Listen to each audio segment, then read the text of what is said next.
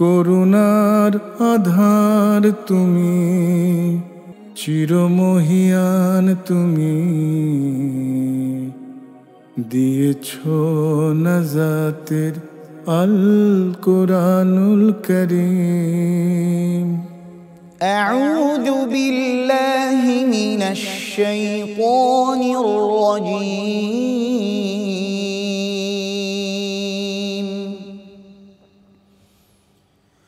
بسم الله الرحمن الرحيم.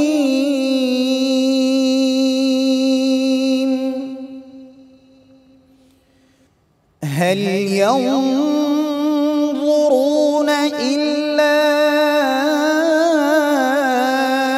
أن يأتيهم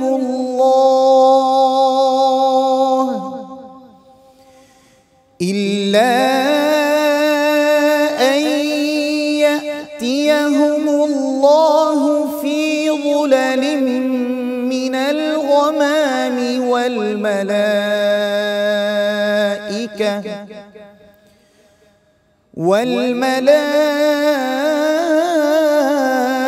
والملائكة وقضي الأمر وإلى الله ترجع الأمور.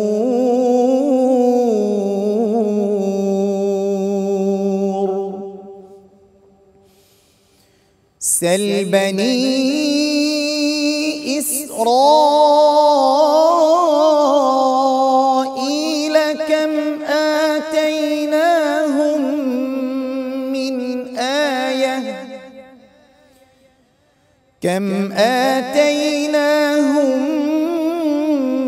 من آية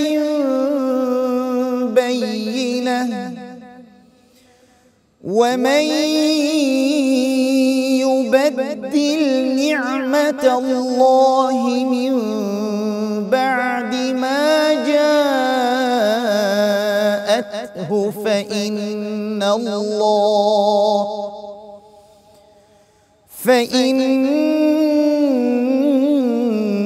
الله شديد العقاب.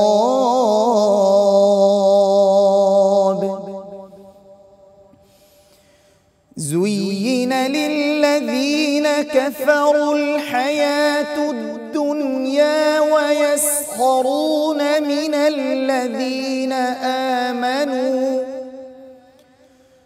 والذين اتقوا فوقهم يوم القيامة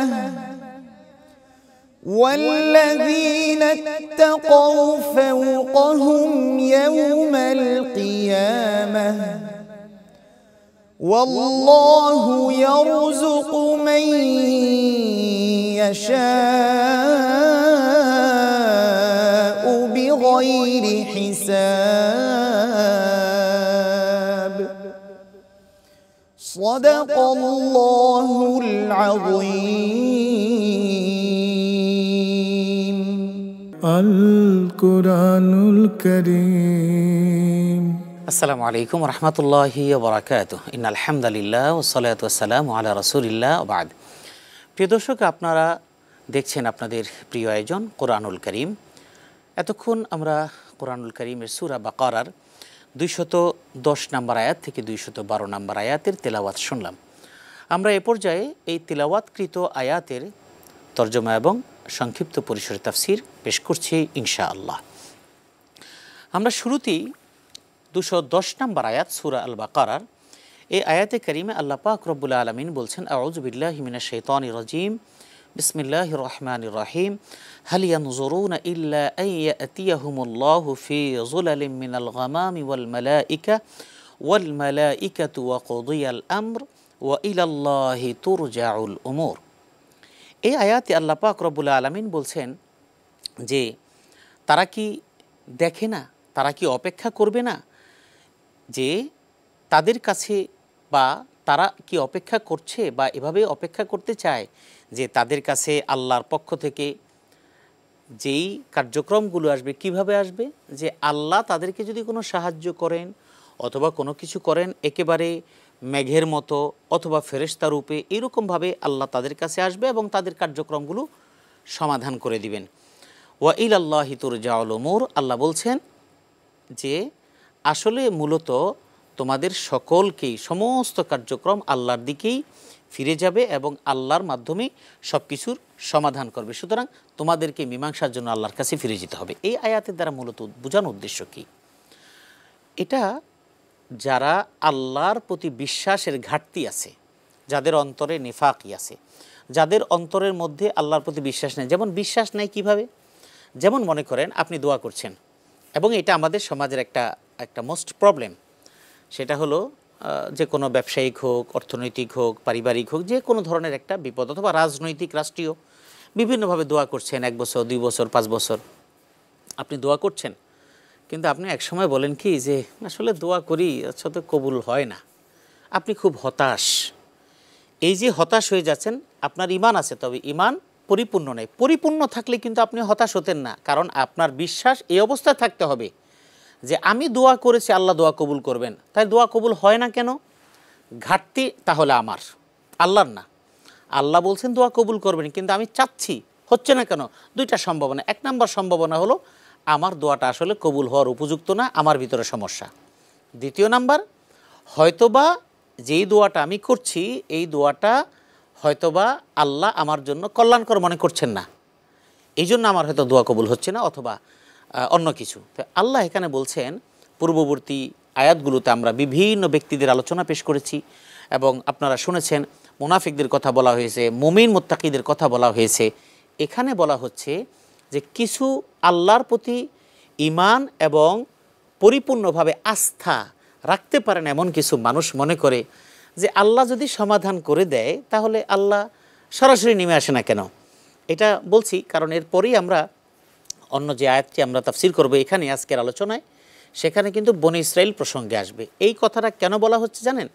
বলা হচ্ছে পূর্ববর্তী যুগে রাসূলুল্লাহ সাল্লাল্লাহু আলাইহি সাল্লামের পূর্ববর্তী যুগে যে সমস্ত আম্বিয়া আলাইহিমুস সালাতু ওয়াস সালামরা এসেছিলেন, তাদের জাতিরা কিন্তু বারবার তাদেরকে বলতো যে তুমি এত করে বলো, তাহলে তোমার রবের কাছে নিয়ে আসো না কেন, তোমার আল্লাহকে নিয়ে আসো না কেন। আমরা পূর্ববর্তী আয়াতেও শুনেছি, অর্থাৎ এই পর্যন্ত যে আলোচনাগুলো হয়েছে বিভিন্ন পর্বে, সূরা বাকারার মধ্যে কথা বলা আছে, আবার সামনেও আলোচনা করা হবে। মুসা আলাইহিস সালাম সম্পর্কে এখানে কথা বলা হয়েছে এবং বিভিন্ন জায়গায় অন্যান্য নবীদের ব্যাপারে কথা বলা হবে। সেই বিষয়টা কি? মুসা আলাইহিস সালাম তাদের কাছে বলছেন যে আল্লাহ কিন্তু, তোমরা যদি নাফরমানি করো, অবাধ্যতা করো, আল্লাহ কিন্তু শাস্তি দিবেন। এইরকমভাবে যখন, তাহলে তোমার শাস্তি নিয়ে আসো। নূহ আলাইহিস সালাম যখন বলছে নিয়ে আসো। লূত আলাইহিস সালাম যখন বলছেন যে সাবধান, তোমরা কিন্তু এই অপকর্মগুলো করো না, সমকামিতা, এই অপকর্মগুলো করো না, আল্লাহ কিন্তু শাস্তি দিবেন। কয় তোমাদের আল্লাহর কাছে নিয়ে আসো। কেউ বিশ্বাস করে নেই। তাহলে তারা কিভাবে বিশ্বাস করবে? তারা বিশ্বাস করতে চায় যে আল্লাহ সরাসরি নেমে আসবেন এবং আল্লাহ আমাদেরকে দিবেন। তার একটা অংশ সূরা বাকারায় আমরা পিছনে অনুষ্ঠানে প্রচারিত হয়েছে আগে। সেটা হলো যে আমরা সূরা বাকারা পড়লে আমরা জানতে পারবো মুসা আলাইহিস সালামের কাছে তারাও কিন্তু বলেছিল, বনী ইসরাইল অর্থাৎ তার অনুসারীরা বলছিল যে তোমার আল্লাহ যদি এত কিছু পারে তাহলে আমাদেরকে আসমানি খাবার দাও। তো মান্না সালোয়ার নাম আপনারা শুনেছেন। মান্না সালোয়া আসমানি খাবার, রেডিমেড খাবার পাঠানো শুরু করলেন। কিছুদিন খাওয়ার পরে বলে এগুলি একই খাবার, বারবার ভাল লাগে না, আমাদেরকে অন্য কিছু দাও। এইভাবে যখন আল্লাহর সাথে নাফরমানি শুরু করলো, তারপরে আল্লাহর নির্দেশনা দিয়ে দিলেন, না তোমাদের এতে কাজ হবে না। ওয়াদাসিহা ওয়াসালিহা, এই যে বলেন পেঁয়াজ বলেন, ডাল বলেন, মসুর বলেন, এই যে কৃষিকার্য, অর্থাৎ তোমরা এবার কৃষিকার্য ফলাও, এরপরে তোমরা খাও। এখানে আল্লাহ পাক রব্বুল আলামিনের সে কথাই উদ্দেশ্য যে যাদের অন্তরের মধ্যে আল্লাহর প্রতি আস্থার কমতি আছে, ঈমানের দুর্বলতা আছে, তারা মনে করে যে আল্লাহ তার কোনো সমস্যা সমাধানের জন্য সরাসরি নেমে আসবেন, অথবা মেঘমালা হয়ে নেমে আসবেন, অথবা সরাসরি ফেরেশতা দূত পাঠাবেন, পাঠায় তারপর তারটা সমাধান করবেন। এভাবে সমাধান করা হবে। আল্লাহ পাক রব্বুল আলামিন বলছেন যে না, এভাবে সমাধান না, বরং সমাধান তো সব আল্লাহর পক্ষ থেকে হয়। এই জায়গায় সমস্যাটা, অর্থাৎ তুমি যা মনে করো সমাধান কিন্তু আল্লাহর পক্ষ থেকে। সেটা কিভাবে? আপনি অসুস্থ হলে ডাক্তারের কাছে যাও, এটা আপনার কাজ। ডাক্তার কিন্তু আপনাকে কখনো ভালো করতে পারবে না। এই জন্য একটা দোয়া আছে, রাসূলুল্লাহ সাল্লাল্লাহু আলাইহি সাল্লাম বলছেন আল্লাহুম্মা ইন্নী আসআলুকা ইলমান নাফিআ, যে আল্লাহ আমি তোমার কাছে উপকারী জ্ঞান চাই। তার মানে আপনি আল্লাহর কাছে উপকারী জ্ঞান চাইবেন। আপনি অসুস্থ হয়ে যাওয়ার পর যখন ডাক্তারের কাছে গেলেন, আপনি যদি মনে করেন ডাক্তার আমাকে ভালো করে দিবে, এটা আপনার ভুল ধারণা। ওই যে তারা মনে করে আল্লাহ নেমে আসবেন, আল্লাহ নেমে আসবেন না। আপনি যখন ডাক্তারের কাছে যাবেন, যাওয়ার আগে আপনাকে আল্লাহর কাছে নিজেকে সোপর্দ করে বলতে হবে, আল্লাহ আমার শরীরে কি রোগ সেটা আমি জানি না, আমার শরীরে রোগ ব্যাধি ডাক্তারও বলতে পারছে না, এই রোগ নির্ণয় করার ক্ষমতা তুমি আল্লাহ, যেই পরীক্ষার মাধ্যমে রোগ নির্ণয় করো। রোগ নির্ণয় করার পরে যেই ঔষধের মধ্যে, যেই মেডিসিনের মধ্যে আমার নিরাময়ের ব্যবস্থা আছে সেটা বাছাই করার মতো জ্ঞান তুমি ডাক্তারকে দাও। একই ডাক্তারের হাতে অপারেশনের রোগী মারা যায়, আবার একই ডাক্তারের হাতে বহু রোগী সুস্থ হয়ে বাড়িতে ফিরে আসে। কেন এমন হয়? ডাক্তারের হাতে দুর্ঘটনা ঘটার পর বলে আমার হাতে তো জীবন এমন কোনো ঘটনা ঘটেনি, কিন্তু এটার ফয়সালা হলো উপরে হয়। সুতরাং সুস্থ হওয়ার মালিক, অসুস্থ করার মালিক এটা আল্লাহ। এই অনুষ্ঠানে আমরা আজকে সূরা আল বাকারার 210 থেকে 212 নম্বর আয়াতের তাফসির পেশ করার জন্য আমরা ইতিমধ্যেই 210 নম্বর আয়াতের তর্জমা এবং তাফসির পেশ করেছি। আমরা এই পর্যায়ে 211 নম্বর আয়াতের তর্জমা তাফসির আপনাদের সামনে উপস্থাপন করছি। আল্লাহ পাক রব্বুল আলামিন বলছেন, সালবানি ইসরাঈল কাম আতাইনাহুম মিন আয়াতিন বাইয়িনা ওয়া মান ইউবাদদিল নি'মাতাল্লাহি মিন বাদি মা জাআতহু ফাইন্নাল্লাহা শাদীদুল ইকাব। এখানে আল্লাহ পাক রব্বুল আলামিন বলছেন, সালবানি ইসরাঈল কাম আতাইনাহুম মিন আয়াতিন বাইয়িনা। বনি ইসরাঈলকে প্রশ্ন করো, রাসূল সাল্লাল্লাহু আলাইহি সাল্লামকে বলছেন বনি ইসরাঈলকে প্রশ্ন করো, কাম আতাইনাহুম মিন আয়াতিন বাইয়িনা, কত কত নিদর্শন আমি তাদেরকে পাঠিয়েছি। ওয়া মান ইউবাদদিল নি'মাতাল্লাহি মিন বাদ মা জাআতু ফাইন্নাল্লাহা শাদীদুল ইকাব। আর আমার নিদর্শন তাদের কাছে আসার পরেও যারা পরিবর্তন করে ফেলে, আল্লাহ বলছেন নিশ্চয়ই ফাইন্নাল্লাহা শাদীদুল ইকাব, তাদের জন্য শাস্তি প্রদানের ক্ষেত্রে অত্যন্ত কঠোর। এখানে বনি ইসরাঈল কারা ইতিমধ্যেও আপনারা শুনেছেন, কারণ বনি ইসরাঈল সম্পর্কে এই সূরা বাকারার আরও আগে অনেক আলোচনা হয়েছে। তারপরেও আজকেই যারা সেটে বসেছেন তাদের জন্য বনি ইসরাঈল এক কথায় বলতে মুসা আলাইহিস সালাতু ওয়াস সালামের অনুসারী যারা, তাদেরকে বনি ইসরাঈল বলা হয়। বর্তমানের ইহুদি সম্প্রদায় যারা, তারা নিজেদেরকে সেই, এবং বনি ইসরাঈল তো রাষ্ট্র সেটা আপনারা জানেনই, তো এরা কিন্তু ওই সম্প্রদায় থেকে আসা। তবে এখনকার বনি ইসরাঈল আর আগের বনি ইসরাঈল বা এখনকার ইহুদি আগের ইহুদি এক না। তাদের মোটিভ, তাদের বিভিন্ন চিন্তাধারা ঠিক আছে, কিন্তু এখন তাদের কাছে যেই কিতাব আছে এই কিতাবটা এখন আর তাদের কাছে নেই, বরং এই কিতাবটা এখন রদবদল হয়ে গিয়েছে, পরিবর্তিত কিতাব তাদের কাছে এখন আছে। আল্লাহ পাক রব্বুল আলামিন সে কথাই বলছেন যে বনি ইসরাঈলকে জিজ্ঞেস করো, প্রশ্ন করো যে কত কত নিদর্শন তাদের কাছে দেওয়া হয়েছে, এসেছিল, আর তারা সেই নিদর্শনগুলোকে পরিবর্তন করে ফেলেছে। আর এই সমস্ত নিদর্শন যারা পরিবর্তন করে ফেলে তাদের জন্য ভয়াবহ শাস্তি। এখানে মুসা আলাইহিস সালাতু ওয়াস সালামের সেই ঘটনাগুলোর দিকে ইঙ্গিত করা হয়েছে। মুসা আলাইহিস সালাতু ওয়াস সালামের অনুসারী, আমরা আগেই বলেছি যে বনি ইসরাঈল কারা, এরা হলো মুসা আলাইহিস সালামের অনুসারীরা। যেটা রাসূলুল্লাহ সাল্লাল্লাহু আলাইহি ওয়াসাল্লাম হিজরতের পরে যখন মদিনা মুনাওয়ারাতে আসলেন, তখন আশুরা দিবসে রোজা রাখা দেখে রাসূল সাল্লাল্লাহু আলাইহি ওয়াসাল্লাম আগে এটা দেখেননি, কারণ আশুরা রোজাটা একসময় মুসলমানদের উপরে ফরজ ছিল। তো রাসূলুল্লাহ সাল্লাল্লাহু আলাইহি ওয়াসাল্লামের উপরে রমজানের রোজা ফরজ হওয়ার আগে তিনি যখন মদিনা এসে যখন দেখলেন যে ইহুদি মানে অন্য মুসলমানেরা আশুরা দিবসে রোজা রাখছে, জিজ্ঞেস করার পরে বলল যে এটা তো মুসা আলাইহিস সালাতু ওয়াস সালামের অনুসারীরা, তারা ওই দিন ফেরাউনের কবল থেকে মুক্তি পাওয়ার কারণে তারা শুকরিয়া আদায় করে এই রোজাটা রাখছে। তখন রাসূলুল্লাহ সাল্লাল্লাহু আলাইহি ওয়াসাল্লাম বলছেন, ও নাহনু আহাক্কু বিমূসা, আমি মুসা আলাইহিস সালামের বেশি হকদার, এই জাতীয় কথোপকথন। এবং সেই সময় থেকেই আশুরা রোজা ইহুদিদের থেকে একটু ব্যতিক্রম যেন হয়, সেজন্য এটা আশুরা রোজার সাথে অর্থাৎ 10 তারিখে এবং 11 তারিখে মিলে 2টা রোজা রাখার বিধান দেওয়া হয়েছে। এটা প্রাসঙ্গিক একটা কথা বললাম। তো বনি ইসরাঈল মূলত মুসা আলাইহিস সালামের অনুসারীদেরকেই বলা হয়।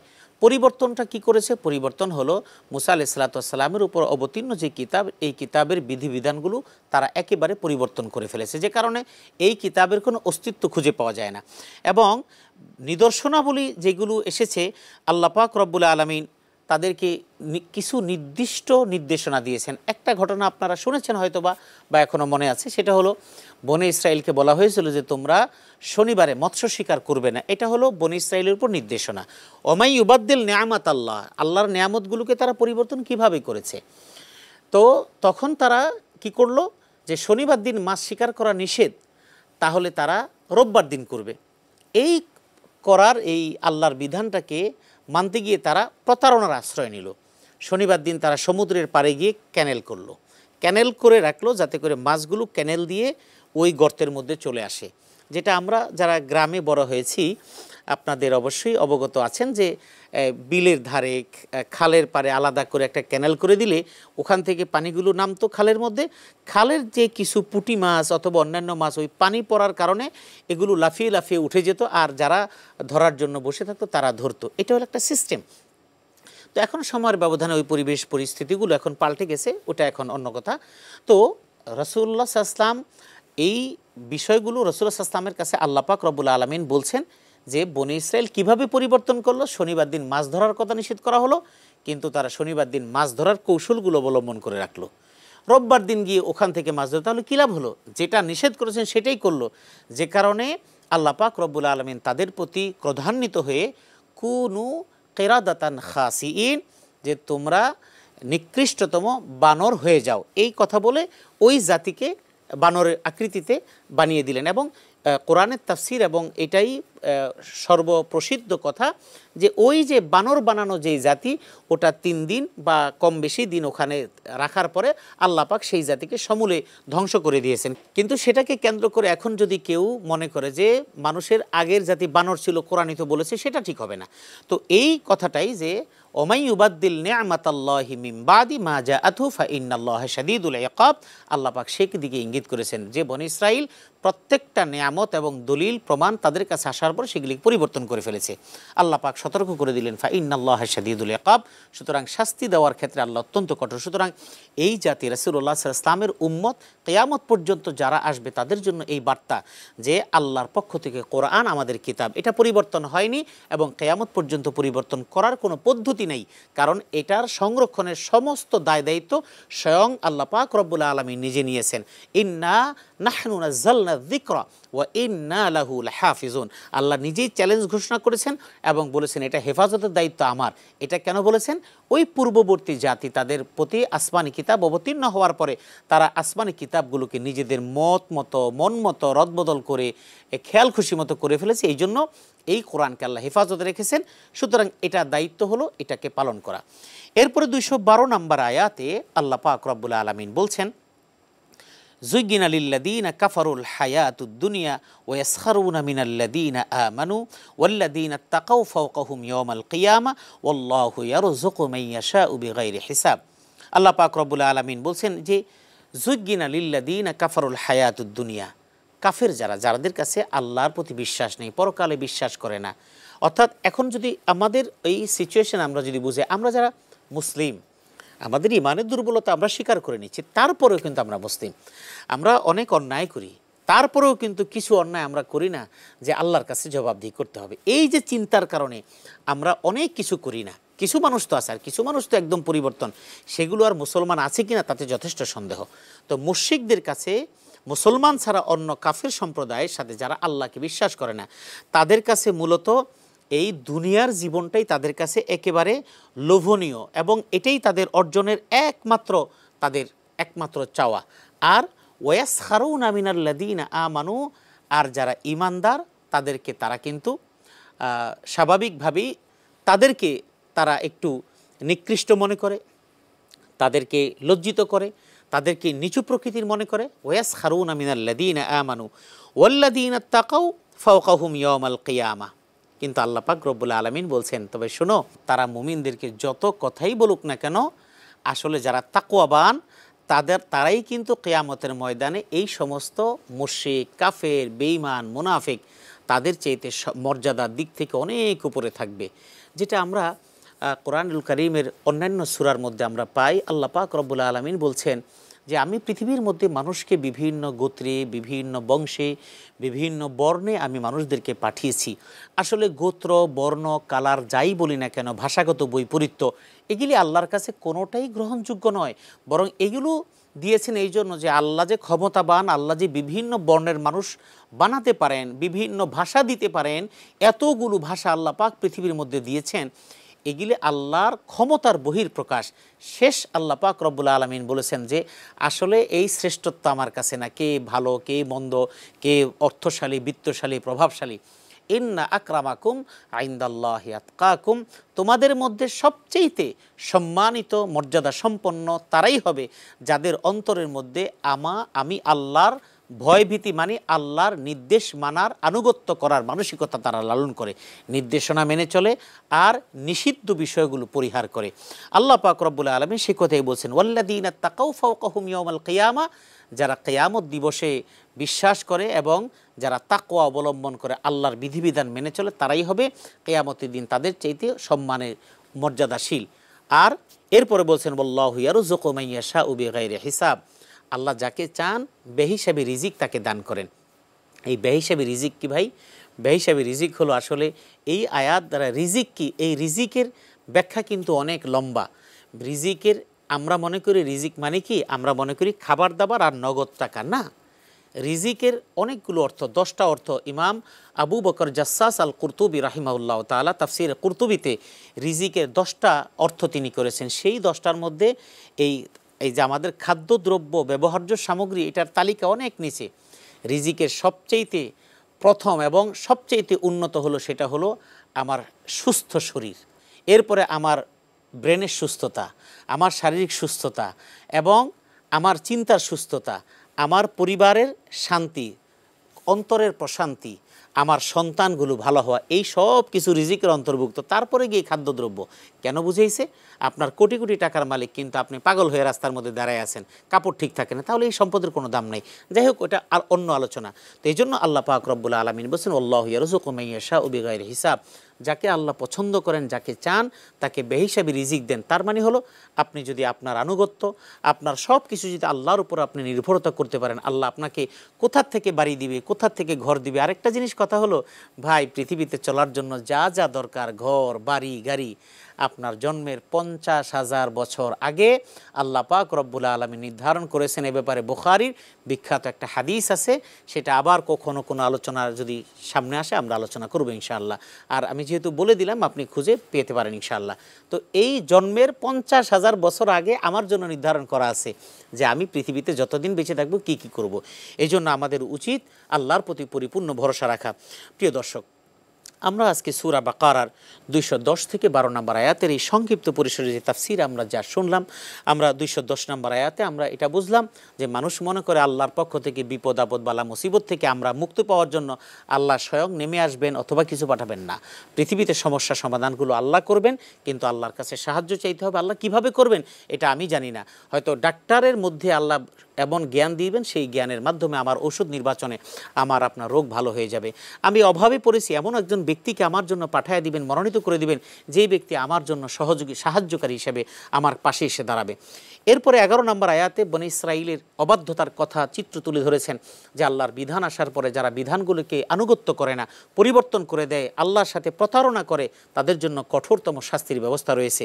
12 নম্বর আয়াতে আল্লাহ পাক রব্বুল আলামিন চিরন্তন একটি কথা বলেছেন, সবই চিরন্তন, যেটা আমরা সহজে বুঝি, যে মুশরিকদের কাছে, যাদের প্রতি আল্লাহর মানে পরকালের প্রতি যাদের আস্থা কম, তাদের কাছে দুনিয়াটাই চাকচিক্যপূর্ণ, তারা মনে হয় এটাই সব কিছু, আর তাদের কাছে ইমানদারদের মূল্য মর্যাদা অনেক কম থাকে। আর আল্লাহ বলছেন যে না, তোমরা এভাবে করে তোমাদের বিচার বিশ্লেষণ করে লাভ নেই, বরং আল্লাহকে যারা আনুগত্য করে তারাই কিন্তু সম্মানিত হবে, পৃথিবীতে হবে এবং পরকালেও হবে। আর একটা শেষ কথা বলে দিলেন যে তুমি যেটা মনে করছো তুমি অনেক ভালো থাকবা, না। আল্লাহ যদি কারো প্রতি খুশি থাকেন এবং আল্লাহ যদি কাউকে ভালো রাখতে চান, পৃথিবীর কেউ তাকে খারাপ রাখতে পারবে না। আল্লাহু ইয়ারযুকু মান ইয়াশাউ বিগাইরি হিসাব। আপনার গাড়ি বাড়ি, অনেক দামি বাড়ি, অনেকগুলো ঘর বাড়ি, অনেক দামি দামি সম্পদ, এগুলি যদি আল্লাহ মনোনীত করে থাকেন, আপনাকে দেবেন, আপনার চেয়ে যোগ্যতম মানুষরা পাবে না, আপনি অযোগ্য হওয়ার পরে পাবেন। আবার যদি আল্লাহ না দেন, আপনি যোগ্যতা সম্পন্ন হওয়া সত্ত্বেও পাবেন না, অযোগ্যরা পেয়ে যাবে। এই বিশ্বাসগুলো রেখে আল্লাহর প্রতি পূর্ণ আস্থা রেখে যদি আমরা চলতে পারি, তাহলে আমাদের জীবনে কোনো হতাশা থাকবে না, কোনো ধরনের ফ্রাস্ট্রেশন থাকবে না। আমরা অন্ততপক্ষে প্রশান্তি নিয়ে আমরা পৃথিবীতে বাঁচতে পারবো এবং পৃথিবী থেকে বিদায় নিতে পারবো। আল্লাহ পাক রব্বুল আলামিনের কাছে আমরা সেই দোয়াই করি, আল্লাহ যেন আমাদের হতাশামুক্ত করেন, আল্লাহ যেন আমাদেরকে আল্লাহর প্রতি পরিপূর্ণ আস্থাশীল বানান, আল্লাহ যেন আমার জীবনের সমস্ত কিছুর নির্ভরতা একমাত্র আল্লাহ, এটা বুঝার মতো সেই তৌফিক আল্লাহ পাক রব্বুল আলামিন আমাদেরকে দান করুন। প্রিয় দর্শক, আজকের মতো এখানেই বিদায় নিচ্ছি। আবারও এই অনুষ্ঠানের মাধ্যমে আপনাদের সাথে ইনশাআল্লাহ দেখা হবে। আল্লাহ রব্বুল আলামিন আপনাদের আমাদের সকলকে ভালো রাখুন, সুস্থ রাখুন, এই কামনায় আজকের মতো এখানেই বিদায় নিচ্ছি। আসসালামু আলাইকুম ওয়া রাহমাতুল্লাহি ওয়া বারাকাতুহু। করুণার আধার তুমি, দিয়েছ সত্যের বাণী অসীম, চিরমহিয়ান তুমি, দিয়েছ নাজাতের আল কোরআনুল কারীম।